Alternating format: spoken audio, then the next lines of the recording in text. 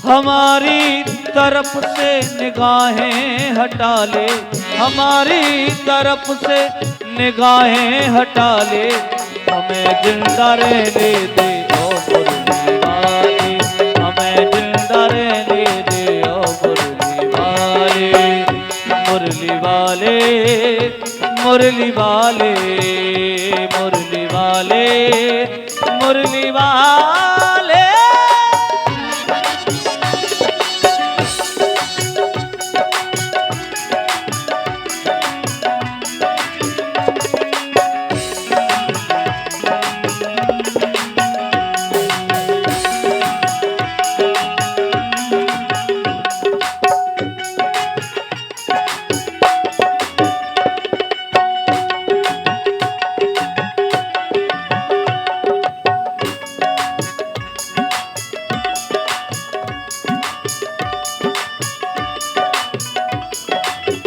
सावरे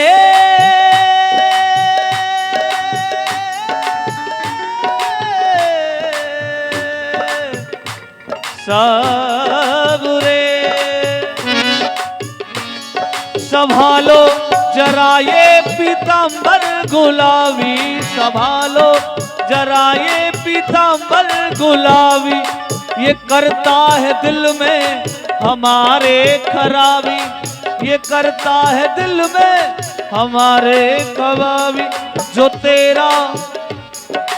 तेरा हुआ उसको क्या कोई संभाले, जो तेरा हुआ उसको क्या कोई संभाले, हमें जिंदा रहने दे ओ मुरली वाले, हमें जिंदा रहने दे ओ मुरली वाले, मुरली वाले, मुरली वाले, मुरली वाले, मुरली वाले। ओ काली काली अलकों, काली काली अलकों के फंदे क्यों डाले, हमें जिंदा रहने दे मुरली वाले, हमें जिंदा रहने दे मुरली वाले, हमें जिंदा रहने दे मुरली वाले।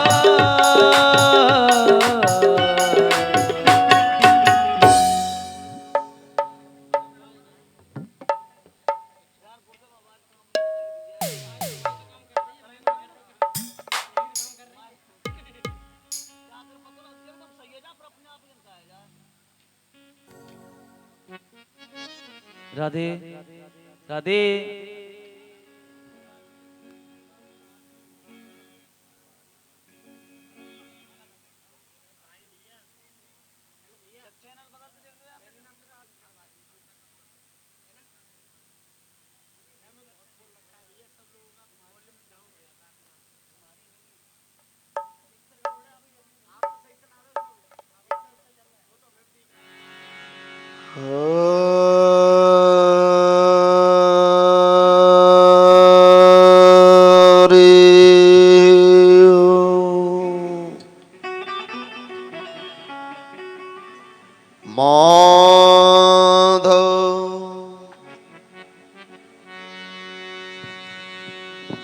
कर्पूर गौरं करुणावतारं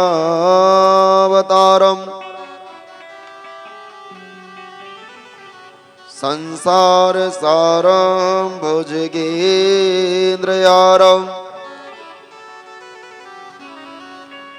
सदा वसन्तं हृदयारविन्दे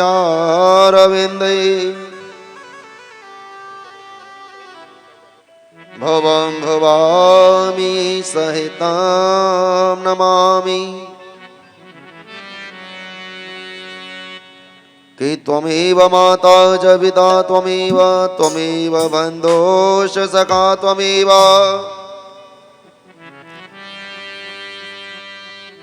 त्वमेव विद्या च द्रविणं त्वमेव, त्वमेव सर्वं मम देव देव।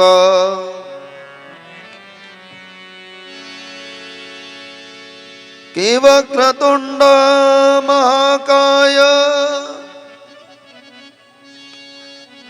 कोटि सूर्य समप्रभा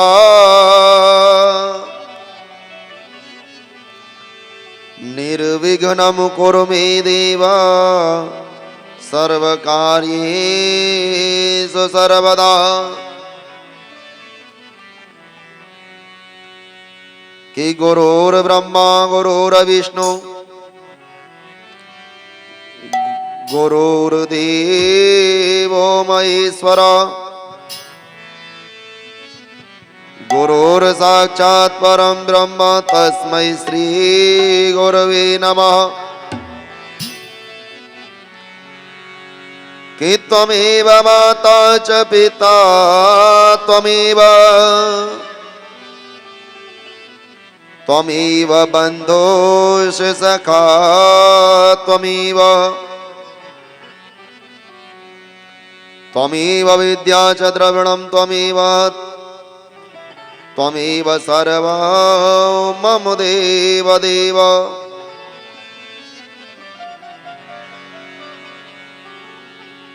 किं मनोजवं मारुततुल्यवेगा जितेन्द्रियं बुद्धिमतां वरिष्ठम्। कि वातात्मजं सवानरयोत्तमुख्यं श्रीरामदूतं शरणं प्रपद्ये। श्रीभैरव संकटहरण मंगलकरण कृपाल करहु कृपा निज दास पे सो निस दिन दीन दयाल। कि कृष्णाय वासुदेवाय हरये परमात्मने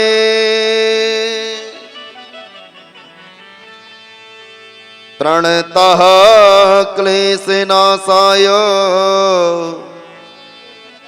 श्री गोविंदाय नमो नमः।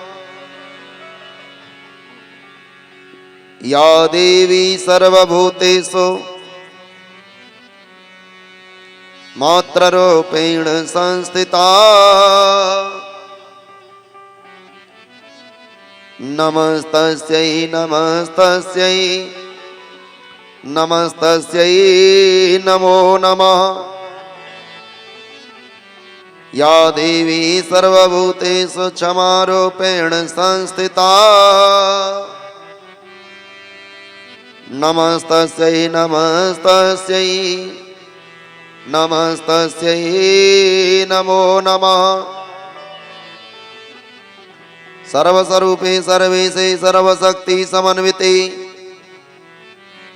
भयव्यस्त्राहिनो देवी दुर्गे देवी नमोस्तुते।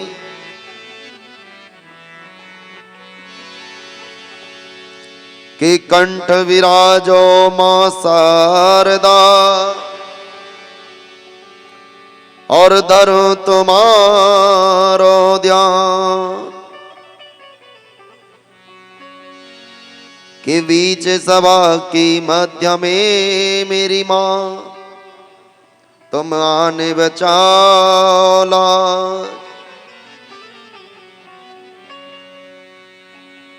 कि सौंप दिया इस जीवन का शव भार आपके हाथों में है। जीत आपके हाथों में मेरी माँ और हार आपके हाथों में। कि जय जय श्री राधा रमण और जय जय नवल किशोर। जय गोपी चित चोर प्रभु कि जय जय माखन चोर। बोलिए श्रीमद् भागवत भगवान की जय।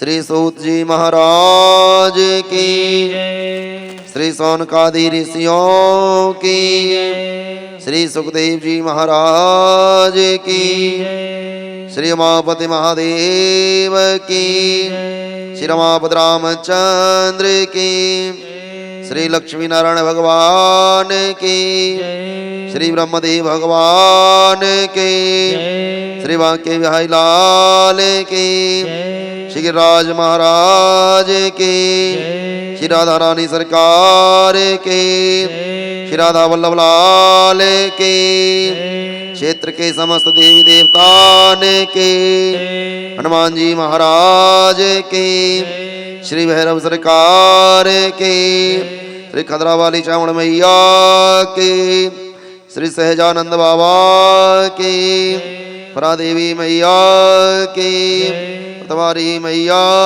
की डोढ़ा बाबा की गंगा मैया की यमुना मैया की चारों वेदन की 6 शास्त्रन की 18 पुराणन की नमः पार्वती पते हर हर हर महादेव। सचिया जोता वाली माता तेरी सदाई जय जय जय श्री राधे जय जय श्री राधे जय जय श्री राधे। श्री राधे हल्का सा बेस लगा ना, बेस लगा। राधे आज सतगुरुदेव भगवान की असीम अनुकंपा से महाकाली महालक्ष्मी महासरस्वती स्वरूपा राज राजेश्वरी पराम्बा जगदम्बा राधा रानी दुर्गा मैया की कृपा से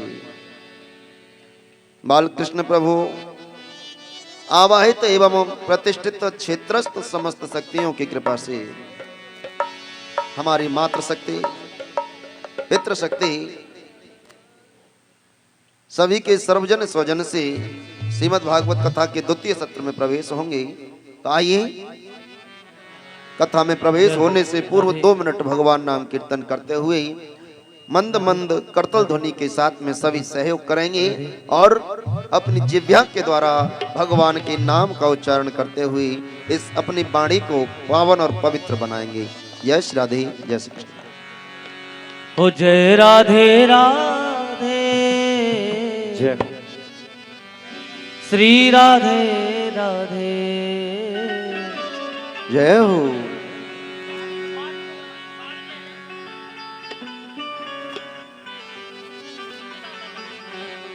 ओ जय श्यामा श्यामा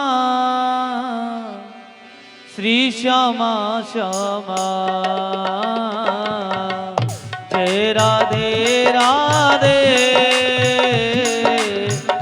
श्री राधे राधे जय राधे राधे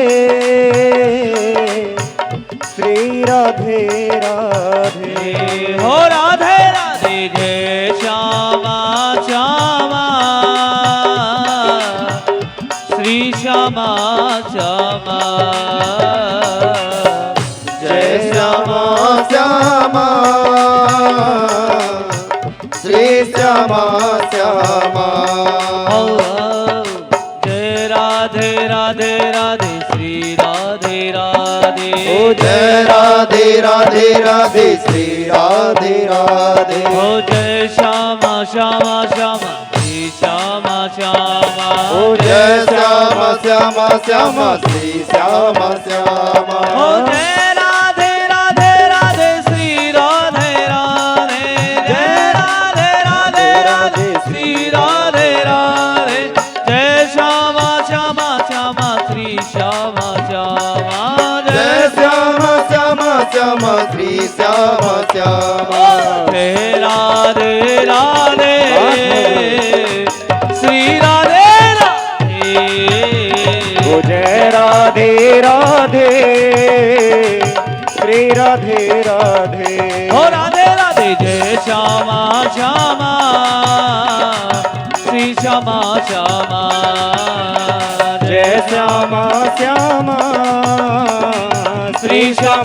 श्यामा हरि बोल।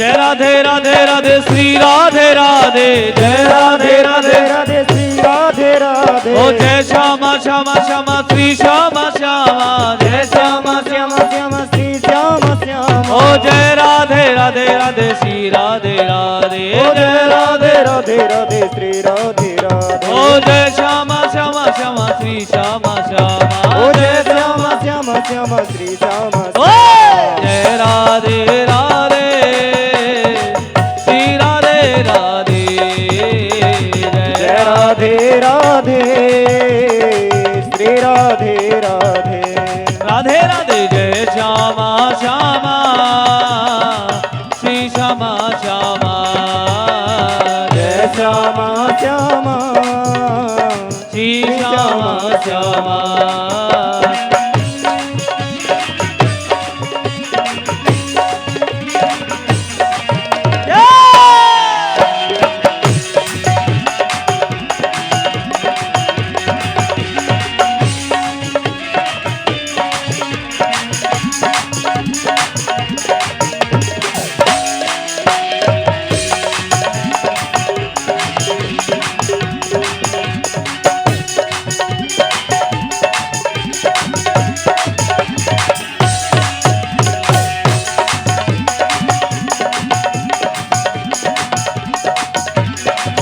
राधा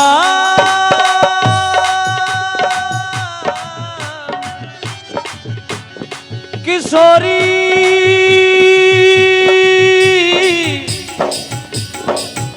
श्यामा लाडली ओ जय राधे राधे श्री राधे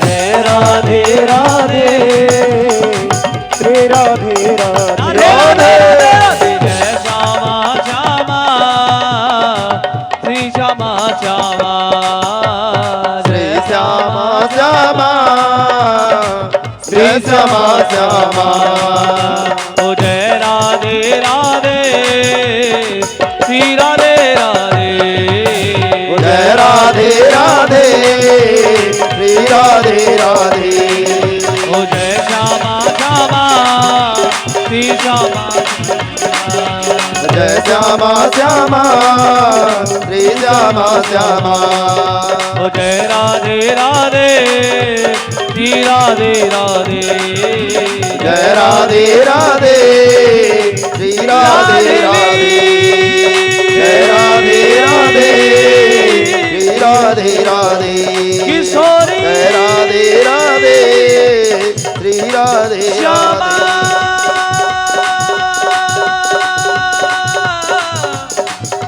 लाडली मेरी लाडो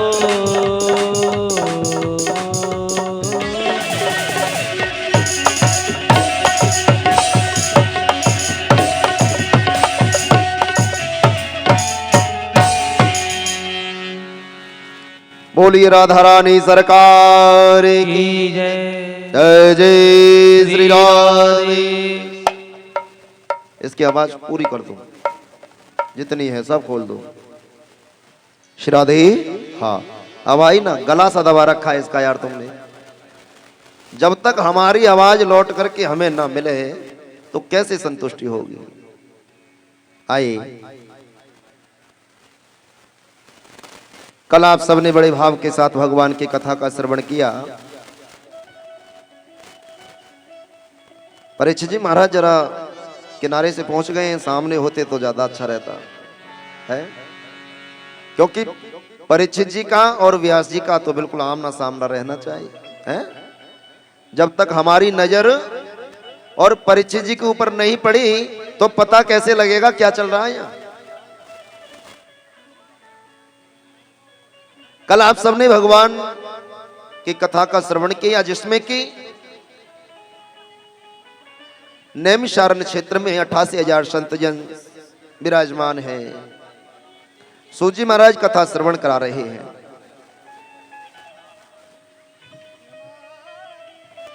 महाप्रेत की मुक्ति का प्रसंग आप सबने श्रवण किया।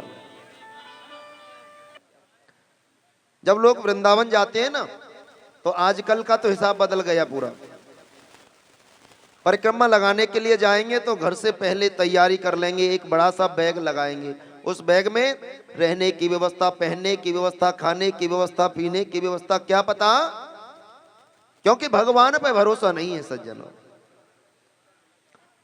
हो सकता है शायद बैठने में परेशानी आपको हो रही हो, मैं मानता हूं इस बात को। हमारे गुरुदेव बड़ी सुंदर बात कहते हैं सज्जनों। इसी दौर में मुझे एक प्रसंग याद आ गया रामचरितमानस का। रामचरितमानस में बड़ा सुंदर प्रसंग आता है, जिस समय भगवान राम जनकपुरी में गए हैं स्वयंवर में।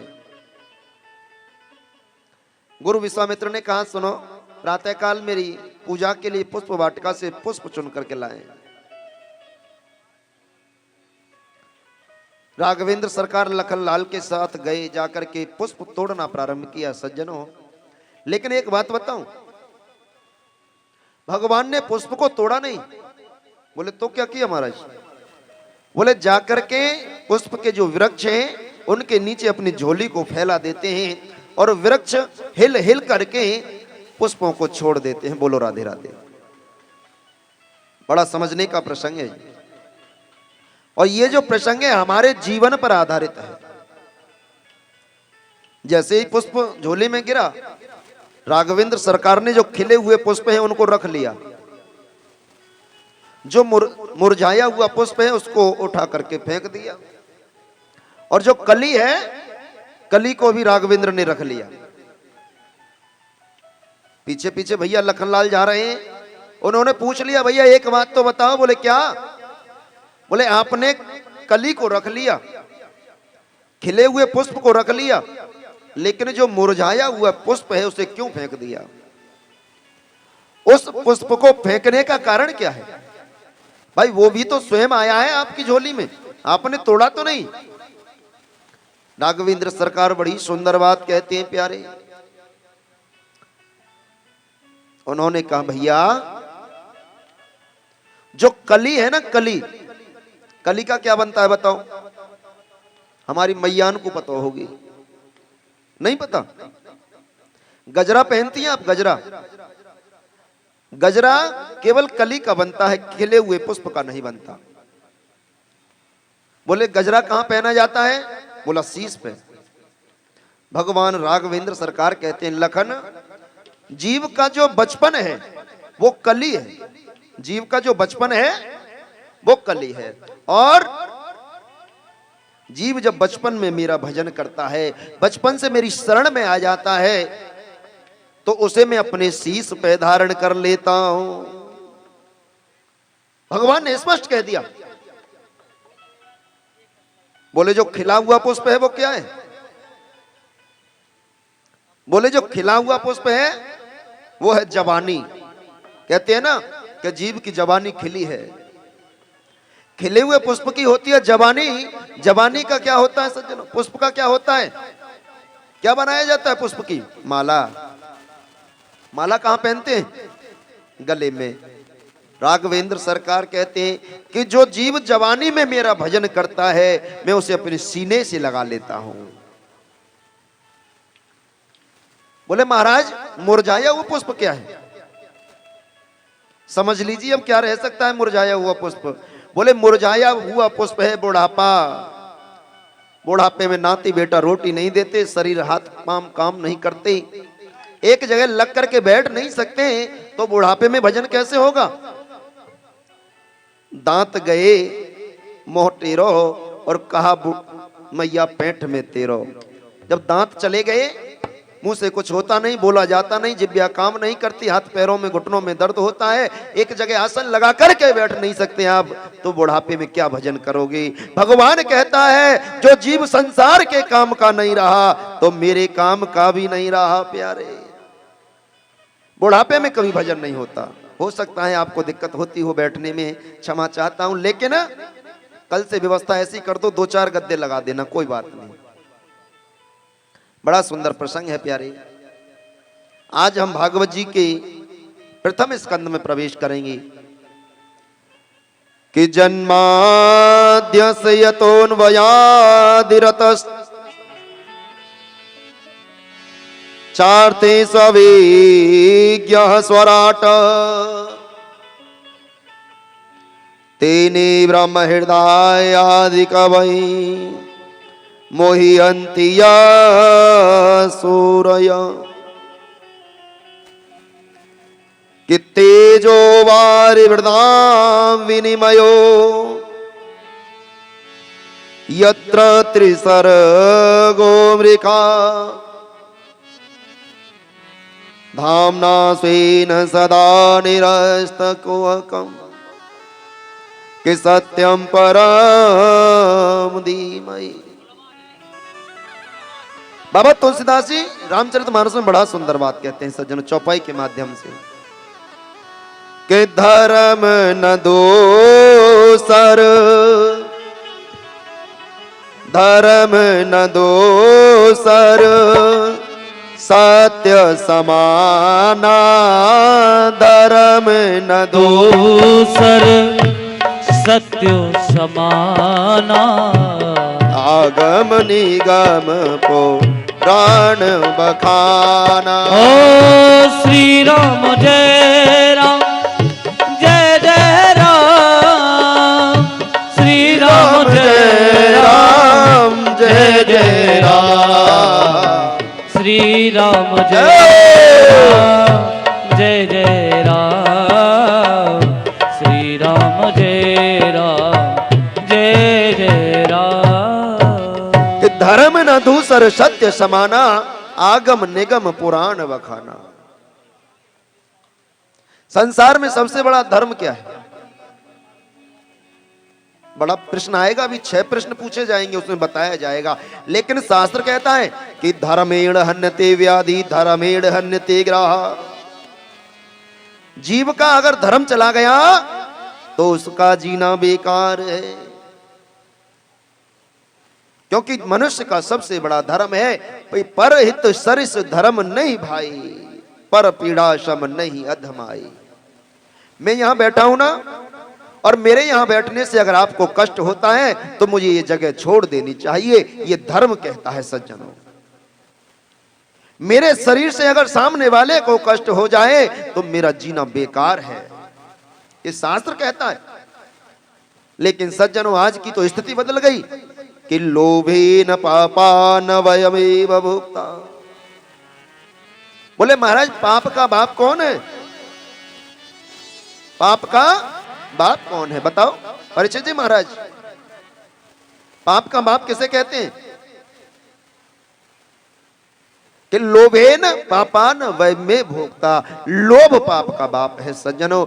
आज अगर हम चोरी करेंगे तो एक लोभ के कारण करेंगे, झूठ बोलेंगे तो एक लोभ के कारण बोलेंगे, अन्याय करेंगे तो लोभ के कारण करेंगे, और भैया की जमीन को अगर हड़पेंगे तो लोभ के कारण हड़पेंगे सज्जनों। लोभ सबसे बड़ा कारण है। लोभ एवस्य ही पापस्य कारणम, लोभ ही पाप का कारण है। श्री व्यास जी महाराज ने बड़ी सुंदर स्तुति की है। जब भागवत जी का निर्माण हुआ ना, तो भागवत जी में किसी देवता का नाम लेकर के स्तुति नहीं की गई। सूत जी महाराज सौनकादि ऋषियों से कहते हैं, ऋषियों भागवत जी के प्रारंभ में किसी देवता का नाम नहीं लिया। क्यों? क्योंकि व्यास जी ने जब निर्माण किया तो विचार किया, अगर कृष्ण का नाम लेकर के स्तुति करेंगे तो लोग कहेंगे कृष्ण का ग्रंथ है। राघवेंद्र सरकार का नाम लेकर के स्तुति करेंगे तो लोग कहेंगे राम जी का ग्रंथ है। ब्रह्मा जी का नाम लिया तो ब्रह्मा जी का ग्रंथ है। बोले नहीं, बोले क्या करें? बोले केवल सत्य की वंदना कीजिए। कि असत्यादि पराधर्मो नहीं असत्य समपातक पुंजा। गीता में भगवान यही कहते हैं। रामचरितमानस में बाबा ने बड़ी सुंदर बात लिखी कि धर्म ना दूसर सत्य समाना, आगम निगम पुराण बखाना। और गीता में भगवान कहते हैं कि असत्याद परा धर्मो नहीं असत्य समपातक पुंजा। बोले सत्य से बड़ा कोई धर्म नहीं होता और असत्य से बढ़कर के कोई अधर्म नहीं होता। प्यारे, आज अगर चाहते हो कि हम जीवन में धर्म करें तो संकल्प कर लीजिए कि आज के बाद जीवन में झूठ का सहारा नहीं लेंगे। सज्जनों, आपका कल्याण हो जाएगा। परमात्मा को ढूंढने जाने के लिए कहीं अन्यत्र जाने की जरूरत नहीं है। मेरे गोविंद को पाने के लिए अन्यत्र जाने की आवश्यकता नहीं है। केवल और केवल सत्य का सहारा ले लो। तभी तो कहा है कि सत्यात्मकम त्वाम शरणं प्रपद्ये। बोले जीवन में केवल सत्य की वंदना करनी चाहिए।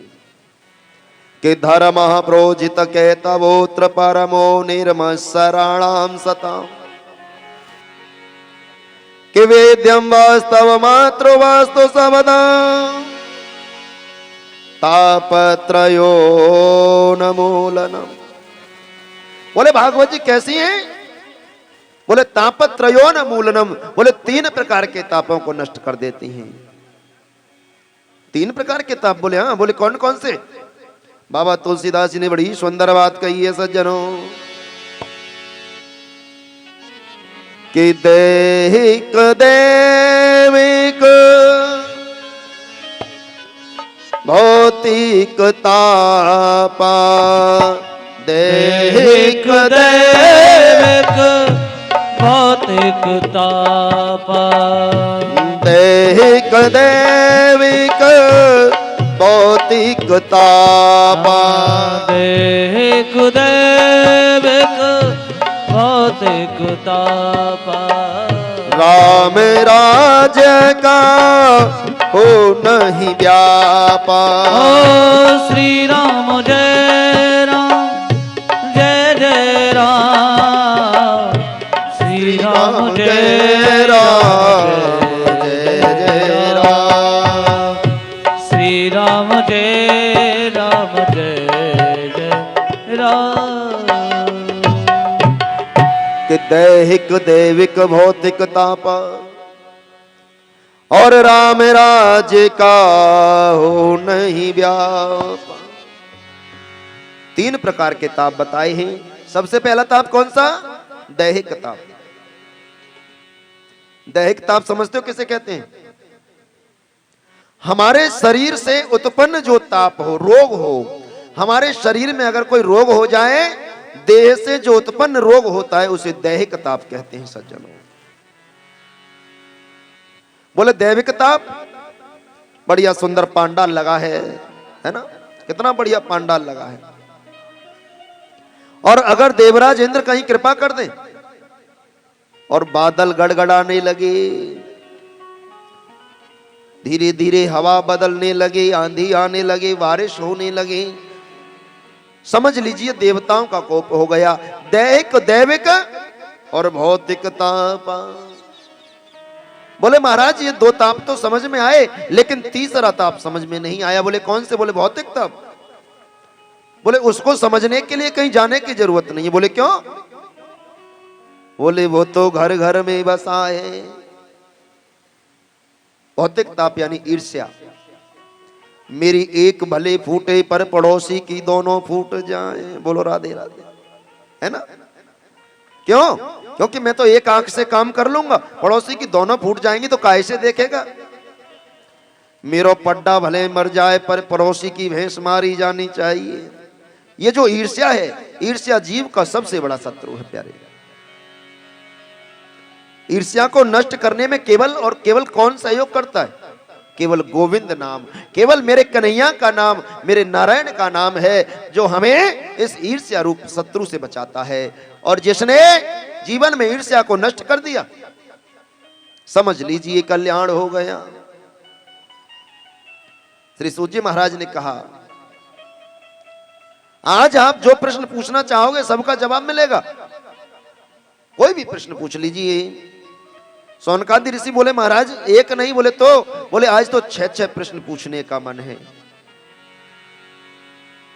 88,000 संतजन विराजमान हैं, एक संत खड़े होकर के प्रश्न कर रहे हैं प्यारे। बोले महाराज पहला धर्म क्या है? हम लोग जो कथा सुनते हैं ना, जीव का परम धर्म क्या है? बोले 24 घंटे भजन करना धर्म है, या महीने में 4 बार गोवर्धन जाकर के धर्म करना, परिक्रमा करना धर्म है। बोले मानव के लिए पहला परम धर्म क्या है? बोले महाराज दूसरा प्रश्न। बोले दूसरा प्रश्न हमारा यह है कि जब मंदिर जाते हैं ना, तो मंदिर में एक विशेष सी बात मिलती है।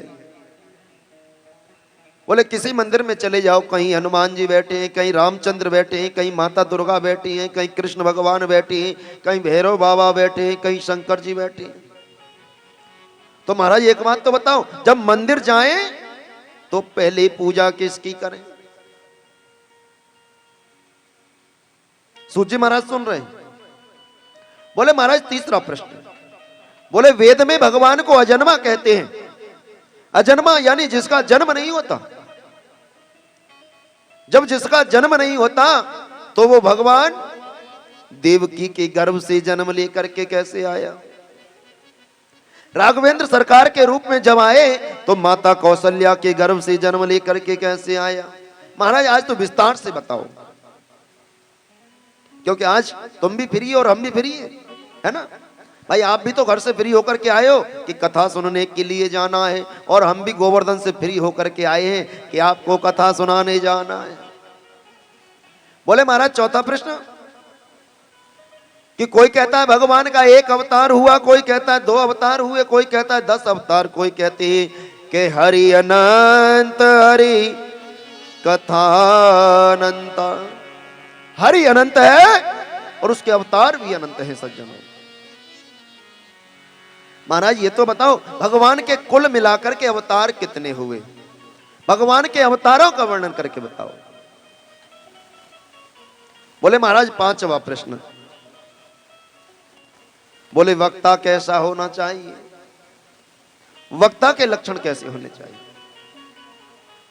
श्रोता के लक्षण कैसे होने चाहिए? बोले महाराज छठवां प्रश्न, एक अंतिम प्रश्न है। बोले अब कौन सा रह गया? क्या गीता में भगवान कहते हैं कि धर्म संस्थापनार्थाय संभवामि युगे युगे। बोले जब जब धर्म की हानि होती है तो मैं अवतार लेकर के आता हूं। गीता में भगवान ने कहा है कि जब जब धर्म की हानि होती है तो मैं अवतार लेकर के आता हूं। लेकिन जब कलयुग का प्रवेश हो गया, द्वापर में भगवान पृथ्वी छोड़ करके चले गए, तो धर्म कथा शरणम गता। धर्म किसकी शरण में गया? कृपा करके इन 6 प्रश्नों का उत्तर दे दीजिए। इतनी बात जैसे ही सुनी, सूत जी महाराज ने कहा आपने बड़े सुंदर प्रश्न किए हैं, इन प्रश्नों का जवाब जरूर दूंगा, लेकिन इन प्रश्नों का जवाब देने से पूर्व मैं आपको सुखदेव जी महाराज के जीवन की ओर लेकर के चलता हूं। सोनकादि ऋषियों ने हाथ जोड़ करके कहा महाराज ये सुखदेव कौन है? जरा इनका विस्तार से परिचय करा दीजिए। अब तो सुखदेव जी महाराज के चरित्र चित्रण में प्रवेश करेंगे सज्जनों। एक समय की बात है कि नारम ज्ञानम देती शनारद। बोले नारद कौन है? बोले नारम अज्ञानम द्यति खंड्यति इति नारद। जो हमारे जीवन में अज्ञान का खंडन करके ज्ञान का प्रवेश करा दे, वही नारद है। मुनियों ने अलग अलग शब्दावली में कहा है। एक संत ने कह दिया सज्जनों कि जिसकी बात कभी रद्द ना हो वो नारद। दूसरे संत ने कह दिया कि जिसके जीवन में नारद जी का प्रवेश हो जाए उसे तो भगवान का दर्शन होना अनिवार्य है। ये सत्य है सज्जनों। एक दिन नारद जी महाराज भ्रमण करते करते तीनों लोकों की परिक्रमा की। उन्होंने देखा कि मृत्यु लोक में जाकर के जीव अलग अलग दुखी हो रहा है हर स्थिति में।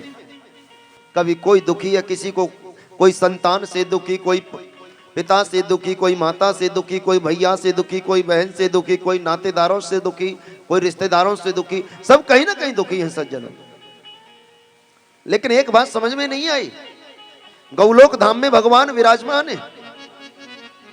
गौलोक धाम में भगवान नारायण विराजमान है सज्जनों, और राधा रानी उनके साथ विचरण विहार कर रही है।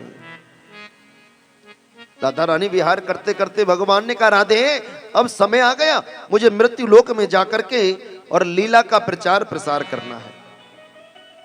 राधा रानी हाथ जोड़ करके बोली, प्रभु अगर आप चले जाओगे तो हमारा जीवन कैसे संभव है? एक बात बताइए, हम भी आपके साथ चलना चाहती हैं। राधा रानी का जरूर चलिए। राधा रानी की गोद में हमारे एक तोते का पक्षी बैठा हुआ है, वही तो सुखदेव है सज्जनों। राधा रानी ने देखा, एकदम तोते ने बोलना प्रारंभ कर दिया, बोले मां आपके बिना मेरा भी जीवन संभव नहीं है। अगर आप चली गए तो आपके बिना जिएंगे कैसे? राधा रानी ने कहा, चिंता ना करो, तुम तो हमसे पहले चले जाओ, जाकर के संसार में भागवत धर्म का पालन करो, भागवत का विस्तार से प्रचार करो, प्रसार करो। एकदम से तोते ने विचार कर लिया और तुरंत वहां से चल दिए। कैलाश पर्वत पे जाकर के एक सुख पक्षिणी के गर्भ से अंडे के रूप में परिणत हो गए। जैसे ही अंडे के रूप में वर्णित हुए, शीतल मंद सुगंध हवाएं चलने लगी, अंडा जमीन पर गिर पड़ा और फूट गया सज्जनों। जैसे ही अंडा फूटा, अब तो नारद जी विचार कर रहे हैं, विचार करने लगे कि अंडा साबुत कैसे हो, कोई उपाय खोजने लगे। एकदम से याद आया, अरे देखो तो सही, मैंने लक्ष्मी नारायण में झगड़ा करा दिया, ब्रह्मा जी सरस्वती में झगड़ा करा दिया, लेकिन भगवान भोलेनाथ और माता पार्वती में आज तक झगड़ा नहीं हुआ। तो चलो आज कोई लीला करते हैं। नारद जी महाराज कैलाश पर्वत की ओर चल दिए सज्जनों। कैलाश पर जाकर के जैसे ही अलख जगाई, मैया ओ मैया, मैया ने दरवाजा खोला। माता ने दरवाजा खोला, मैया स्नान कर रही हैं, दौड़ी दौड़ी आई गीले वस्त्रों से। नारद जी ने ले जाकर के, नारद जी को ले जाकर के मैया ने अंदर प्रवेश कराया। महल में प्रवेश हो गए, सुंदर आसन दे दिया, माता अंदर गई, वस्त्र बदल करके आई सज्जनों। सुंदर आसन पर नारद जी को विराजमान किया, लड्डू आदि लाकर के प्रसाद लगाया। लेकिन नारद जी के मन की खिन्नता तो देखिए, नारद जी बड़े व्यथित हैं। माता ने पूछ लिया, क्या बात है? आपके चेहरे की खिन्नता बता रही कि जरूर कोई ना कोई कारण है, आपके दुखी होने का कारण क्या है? नारद जी ने कहा, मैया मैं तीनों लोकों में भ्रमण करके आया, लेकिन मेरे मन को कोई शांति नहीं मिली। बोले क्यों? बोले संसार में केवल स्वार्थ का प्रेम है, सुर नर मुनि सब की यह रीति, और स्वार्थ लाग करहि सब प्रीति।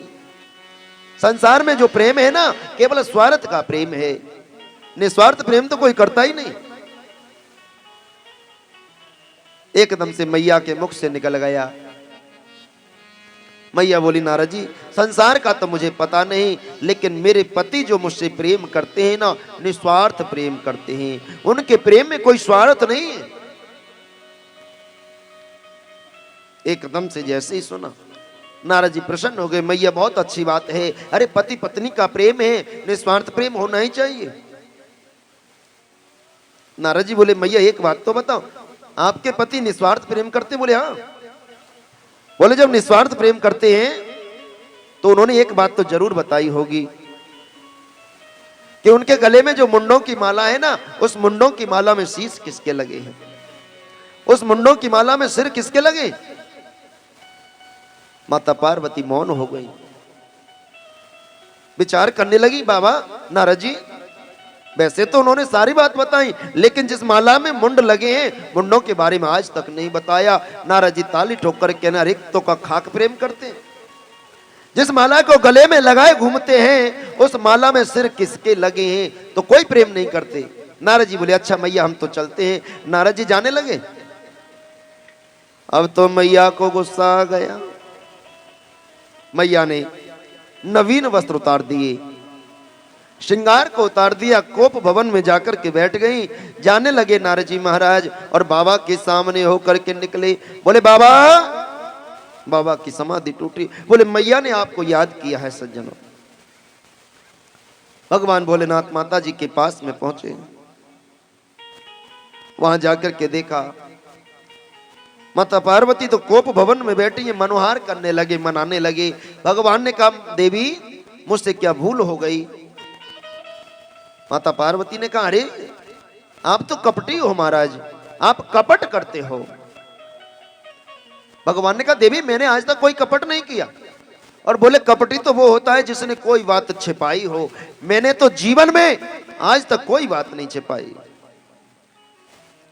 मेरा इतना जीवन निकल गया जब से तुम मेरे जीवन में आई हो। शास्त्र कहता है कि गुरु का दिया हुआ मंत्र गोपनीयम गोपनीयम गोपनीयम प्रयत्नतः। गुरुदेव ने जो मंत्र दे दिया ना उसे गुप्त करके रखना चाहिए। मैंने तो गुरु का दिया हुआ मंत्र भी आपको बता दिया। एक और बताऊं, अगर आप सोए हुए हो और स्वप्न में भगवान की झांकी का दर्शन कर लेते हो, किसी को बताना नहीं चाहिए, यह शास्त्र कहता है। मैया बोली महाराज तो एक बात बताओ, तुम्हारे गले में जो मुंडों की माला है उसके बारे में बताया। भगवान विस्मित हो गए। बोले देवी आपने कभी मौका नहीं दिया, आपने कभी मौका ही नहीं दिया। तो बताओ किसके मुंड लगे हैं। आज भगवान भोलेनाथ कह रहे हैं देवी मैं तुम्हें कितना प्रेम करता हूं, इसका अगर कोई वास्तविक प्रमाण है तो केवल ये मुंडों की माला है। वैसे तो आप पराम्बा हैं, जगदम्बा हैं, राज राजेश्वरी हैं, आपका कभी विनाश नहीं होता, आपका शरीर नष्ट होता है। लेकिन जब जब आपका शरीर नष्ट हुआ है तो मैंने आपकी माला मुंड को लेकर के अपनी माला में पिरो लिया। भगवान की आंखें सजल हो गई। देवी मैं आपसे कितना प्रेम करता हूं, इसका अगर कोई प्रत्यक्ष प्रमाण है ना तो ये मुंडों की माला है। जितने मुंड मेरी माला में लगे हैं उतनी बार आपने अपने शरीर को नष्ट किया है। वैसे तो आप पराम्बा हैं, जगदम्बा हैं, लेकिन लीला की सिद्धि के लिए जब जब अवतार लिया है आपने तभी मुंड को लेकर के माला में पिरो लिया है। मैया बोली तो महाराज बड़े महाकपटी हो। बोले अब क्या बात हो गई देवी। बोले आप तो कभी मरती नहीं और मुझे बार बार मरना पड़ता है, ऐसी कौन सी दवा का पान किया है। भगवान बोले देवी मैंने अमर कथा का पान किया है सज्जनों। अब तो माता पार्वती जिद करने लगी। बोले प्रभु ऐसी दवा का पान हमें भी कराओ। भगवान कैलाश पर्वत पर मेरे प्रभु ने जैसे ही डमरू बजाया जितने जीव जंतु हैं सब उड़ करके चले गए। केवल भगवान भोलेनाथ और माता पार्वती विराजमान है सज्जनों। अब तो जैसे ही माता पार्वती विराजमान है फूटा हुआ अंडा व्यास मंच के पीछे पड़ा है। कथा प्रारंभ हो गई। अब हमारी तुम्हारी तरह थोड़ी कथा हुई कि 24 घंटे में 4 घंटे कथा होनी है, उसमें आरती भी, स्तुति भी, भजन भी, कीर्तन भी। और 4 घंटे में कभी पानी पीने के लिए उठ करके चले गए, बोलो राधे राधे, है? कभी पैर ऐसे कर लिया, कभी ऐसे कर लिया, और मन किया तो व्यासपीठ की तरफ पैर कर लिया। ऐसे नहीं होता। बोले माता पार्वती ने जो कथा सुनी एक आसन से बैठ करके कथा सुनी। आज 12 बजे अगर कथा प्रारंभ हो गई तो कल ठीक 12 बजे तक एक दिन की कथा हो गई सज्जनों। और 12:01 से दूसरे दिन की कथा प्रारंभ हो गई। निरंतर कथा चलती रही। 5 दिन व्यतीत हो गए और अब तो मैया को निद्रा ने घेर लियो। श्रीराधे। अब तो मैया पार्वती जैसे ही निद्रा में प्रवेश हुई, पीछे तोता बैठा है। आइए किस प्रकार अपने भावों को व्यक्त कर रहे हैं सूची महाराज शौनकादि ऋषियों के सामने कि मैया को जैसे ही निद्रा ने घेरा अब तो सुंदर स्वर में उच्चरित होने लगा। श्रीराधे। ओ गिरवर पर शिव शंकर भोले, श्रीराधे। गिरजा के भरता सुना रहे थे उमा नार को अमर कथा को सार। उमा के पड़ गए सोता हूँ गिरा दे रहे तोता। उमा के पड़ गए सोता हूँ करा दे रहे तोता। गिरवर पर शिव शंकर भोले जाके भरतार। गिरवर पर शिव शंकर बोली जाके भरतार। और सुना रहे थे उमा नारी को अमर कथा को सार। उमा के पड़ गए सोता गिरा दे रहे तोता। उमा के पड़ गए सोता हूँ करा दे रहे तोता।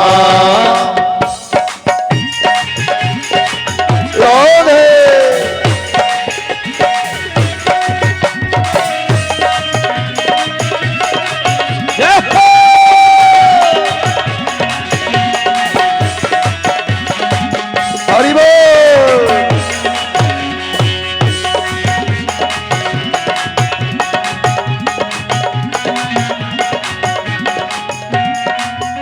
जब शिव ने कथा सुनाई और नींद उमा को आई। जब शिव ने कथा सुनाई और नींद उमा को आई। जब शिव ने कथा सुनाई और नींद उमा को आई। जब शिव ने कथा सुनाई और नींद उमा को आई। और धोखे में ये तोता रहो राह में रहा मिलाई। और धोखे में यह तोता रहो राह में राह मिलाई। ओ धोखे में ये तोता रहो राह में राह मिलाई। और धोखे में यह तोता रहो राह में राह मिलाई। अरे उमा नार तब मुख से बोली। उमा नार तब मुख से बोली करने लगे विचार। हाँ करने लगे विचार। उमा के पड़ गए सोता हूँ गिरा दे रहे तोता। उमा के पड़ गए सोता हो करा दे रहे तोता। उमा के पड़ गए सोता हूँ गिरा दे रहे तोता। राधे।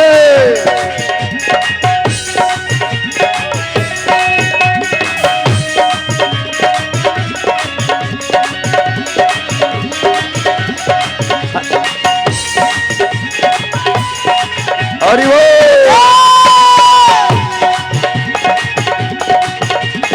हरि बोल।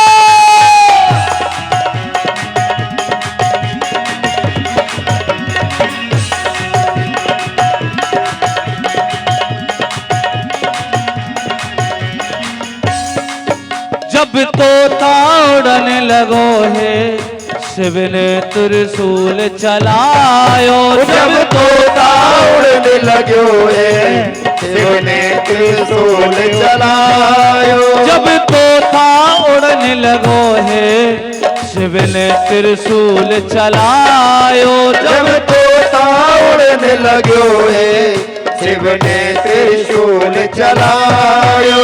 और वेद व्यास की पत्नी बिटिका के गर्भ में आयो। और वेद व्यास की पत्नी बिटिका के गर्भ में आयो। ओ वेद व्यास की पत्नी बिटिका के गर्भ में आयो।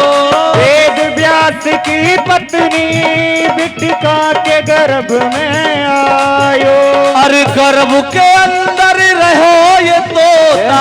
गर्भ के अंदर रहो ये तोता पूरे 12 साल। अरे हाँ पूरे 12 साल। ओ माँ के पड़ गए सोता हूँ गिरा दे रहे तोता। ओ माँ के पड़ गए सोता, वो करा दे रहे तोता। ओ गिरवर पर शिव शंकर भोले गिर जाके भरता। ओ गिरवर पर शिव शंकर भोले गिर जाके अवतार। अरे सुना रहे थे उमा नार को अमर कथा को सार, उमा के पड़ गए सोता, तू किरा दे रहे हो तोता। उमा के पड़ गए सोता, वो करा दे रहे उमा के पड़ गए सोता, तू किरा दे रहे हो तोता। उमा के पड़ गए सोता, वो करा दे रहे उमा के पड़ गए सोता, तू किरा दे रहे हो तोता।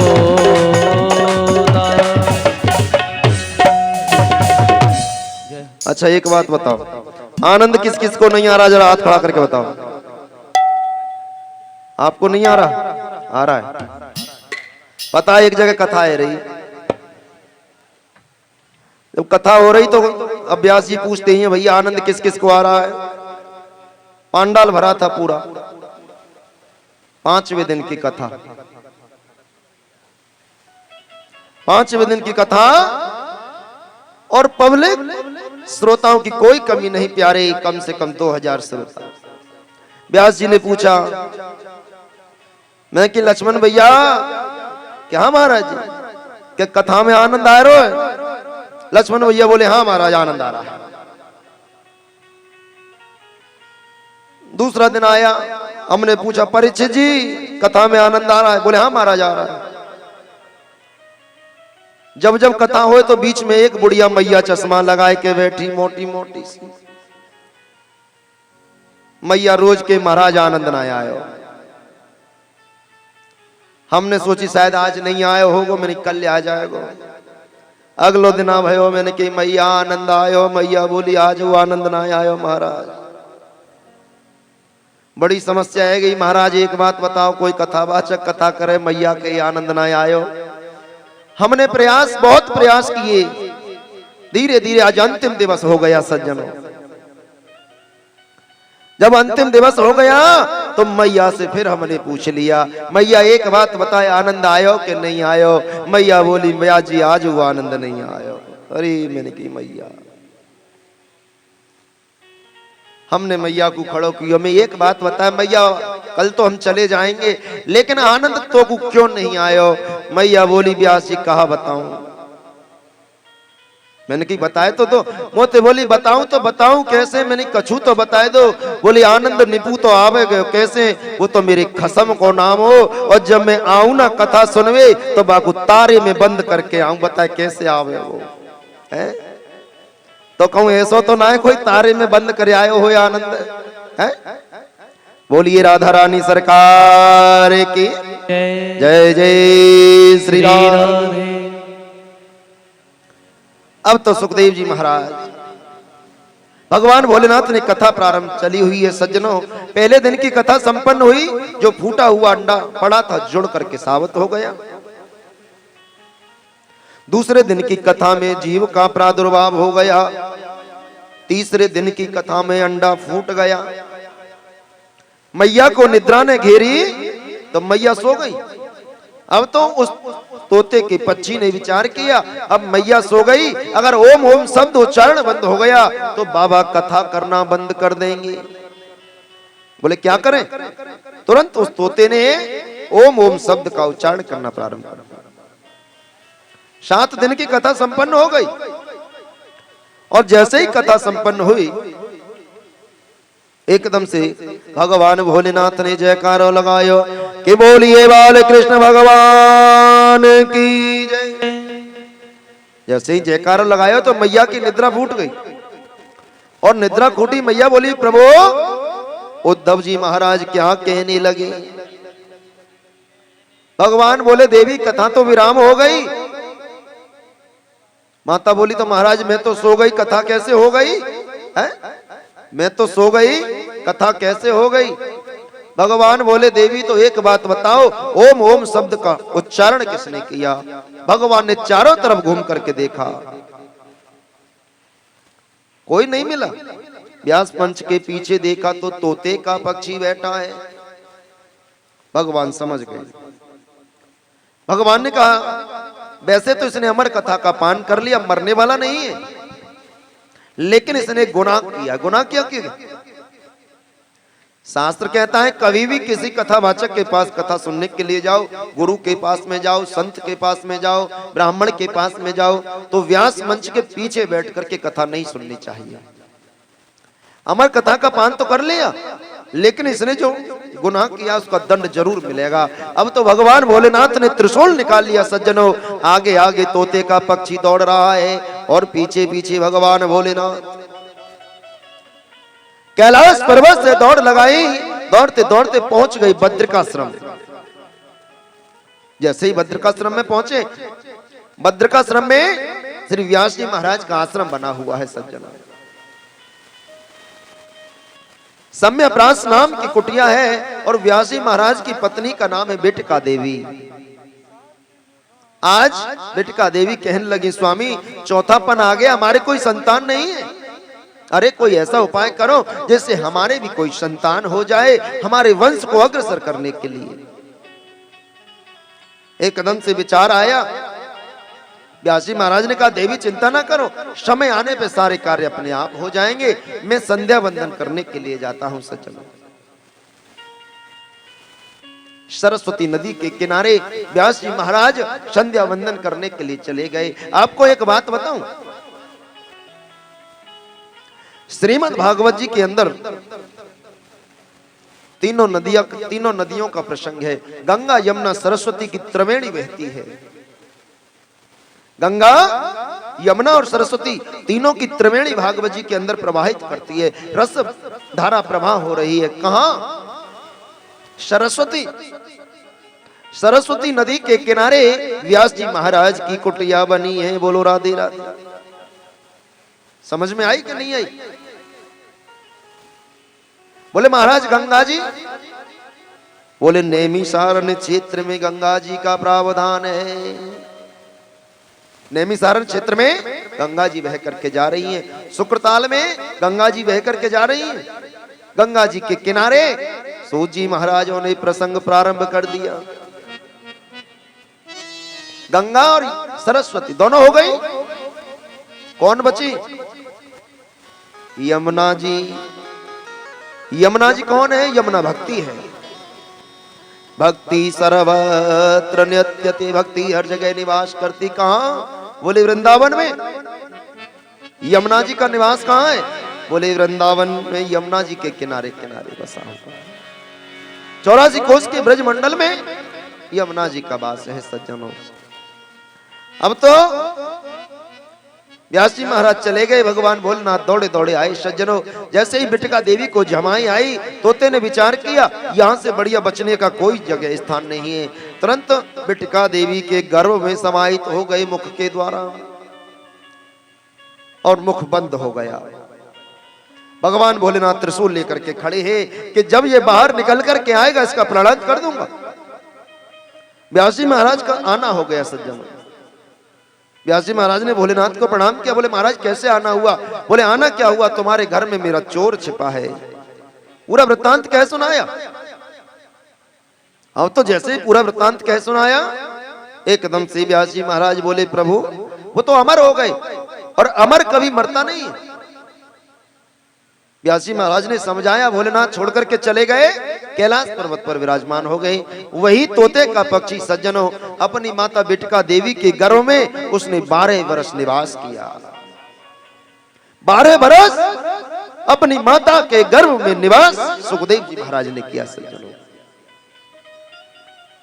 धीरे धीरे समय बढ़ता चला गया। शास्त्र कहता है कि जो जीव मां के गर्भ में जितने दिन अधिक रहता है वो उतना ही बुद्धिमान होता है। अब तो माता के गर्भ से वेद ध्वनि आने लगी, वेद मंत्रों का उच्चारण आने लगा। सहस्र शीर्षा पुरुषः सहस्राक्ष सहस्रपाद शभूमि गुं सर्वतो इस प्रत्यात्यतिष्ठ दशांगुलम्। आज व्यास जी महाराज बड़े व्यथित हुए, विचार करने लगे, हे प्रभु, मेरी पत्नी के गर्भ में जो बालक है 12 वर्ष व्यतीत गई, बाहर आने का नाम नहीं लेता, क्या करे। पत्नी के समीप गए, उसके उदर से कान लगा करके जब श्रवण किया, वेद ध्वनि को सुना, बाहर से आवाज लगाई, बेटा आपकी मातुश्री को बड़ा कष्ट होता है, जरा गर्भ से बाहर आ जाओ। अंदर से आवाज आ गई, सज्जनों, पिताजी मैं बाहर नहीं आ सकता। बोले क्यों? बोले जो उदर के अंदर भगवान विष्णु की 10-20 2-4 माला हो जाती है ना, वो सब छूट जाएंगी, क्योंकि बाहर आते ही माया मुझे पकड़ लेगी, और गर्भ में माया का प्रवेश नहीं होता। सज्जन,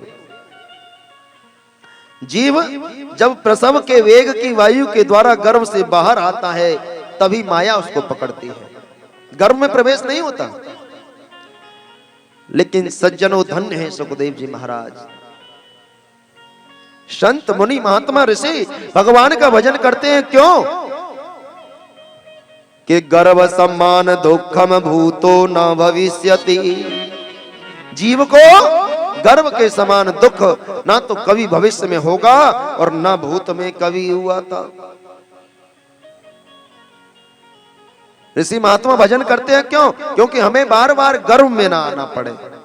कि पुनरपि जन्मं पुनरपि मरणं पुनरपि जननी जठरे शयनम। बार बार माता के गर्भ में आने का चक्र हमेशा के लिए छूट जाए, इसलिए भगवान का भजन करते हैं सज्जनों। और उसी उदर को, उसी गर्भ को आचार्य सुखदेव जी महाराज ने मंदिर बना दिया प्यारी, उसी गर्भ को मंदिर बना दिया। अब तो व्यास जी महाराज ने कहा तो कोई तो उपाय होगा। बोले अगर साक्षात नारायण आकर के कह दे तो मैं जरूर बाहर आ जाऊंगा। सज्जनों, समय आया और नारायण भगवान को स्वयं बाहर आना पड़ा।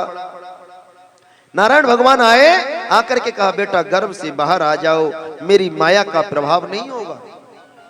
भगवान कह करके चले गए। समयानुसार आचार्य सुखदेव जी महाराज अपनी माता के गर्भ से प्रसव की वेग की वायु के द्वारा बाहर आए।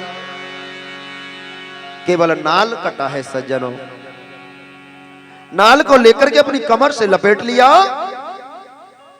एक कोपी ने धारण की, माता को प्रणाम किया, पिता को प्रणाम किया और चल दिए जंगल की ओर। सज्जनों, आगे आगे श्री व्यास जी महाराज चले जा रहे हैं, आगे आगे सुखदेव जी महाराज चले जा रहे हैं और पीछे पीछे व्यास जी महाराज चले जा रहे हैं। बोले बेटा बेटा बेटा कह करके बड़ी सुंदर स्तुति की है सज्जनों सुखदेव जी महाराज। कि यम प्रव्रजन्तम अनुपेतमपेत कृत्यम द्वैपायनो विरह कातरिया जुहाव। के पुत्रेति तन्मयतया तरवो विनेदुस् तम सर्वभूत हृदय मुनिमानतोष।